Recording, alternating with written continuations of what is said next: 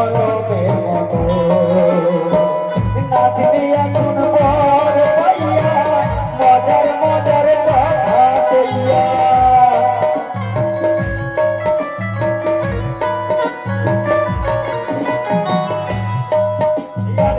নাচনি এখন বর পাইয়া মজার মজার কথা কইয়া রঙ্গ কইরা হাইতে যায় বুকটা খাইতে যায় ওরে খাইতে যায় বুকটা খাইতে যায় ওরে খাইতে যায় বুকটা খাইতে যায় ওরে খাইতে যায় বুকটা খাইতে নাতনি রে ওদের কি দেখা যায় না যেন অঝরে নয়নে কাঁদছে গো ওই দেখো দেখো সে যে আমার দাদু রয়েছে গো। তোমার দাদু তুমি বেশে কেন নাতনি আমার মেয়েটা আসেনি। নাতনি রে যেন জমি থেকে চলে এসেছি তার সাথে আমি কথা বলবো না, বর্ষা করে নেব। এই নাতনি কি এদিকে আয় যাবো না? আচ্ছা নাতনি নাতনি রে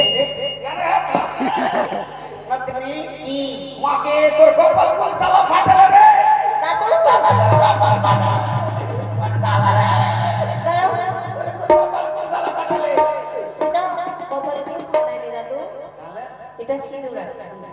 মাকে নাতনি দাদু গো, নাতনি রে আমি তোমার সাথে কথা বলতেই ভালো লাগছে না। কেন রে তুমি আমার বিয়েতে আসোনি তার জন্য। আর বলিস না নাতনি তোর দিদার শরীরটা খুব খারাপ ছিল না তোর দিদা খেলে আমি হাসপাতালে ছিলাম রে আচ্ছা, নাতনি আর এদিকে ছোট্ট নাতনির বিয়ে হচ্ছে আর আরে আমি হাসপাতালে এত কাঁদছি কাঁদতে কাঁদতে আমার চোখের জল সব শুকিয়ে গেছে রে মাকে তোকে আমি এত ভালোবাসি তুমি দাদু তুমি জমি থেকে এসেছো কি গো? আরে বলিস না আমার ছাতাটা পেলাম নাকি না আমি ভাবছি এত রৌদ্র বেলা মাথায় টেনে নিয়ে চলে এসেছি আচ্ছা নাতনি দাদু এগুলো কি আছে? আরে তোর খাবার আছে বস বস আমি আমার দাদু ভাই মাকে এটা আমার দাদু ভাই মাকে প্রণাম দাদু আশীর্বাদ করে ভাই আশীর্বাদ করে আরে ভাই দাদু কিছু বলবে দাদু ভাই তুই সালা কুটে আলি আর তুই আমার সালা করে এবার টক বলে নাতনিটাকে সালা নিয়ে এলি আমি কোনে কোনে ভেবেছিলাম যে আমার ও আমি ভুলে গেছিলাম তোমার নাতনিকে খুব ভালোবাসতে বুঝি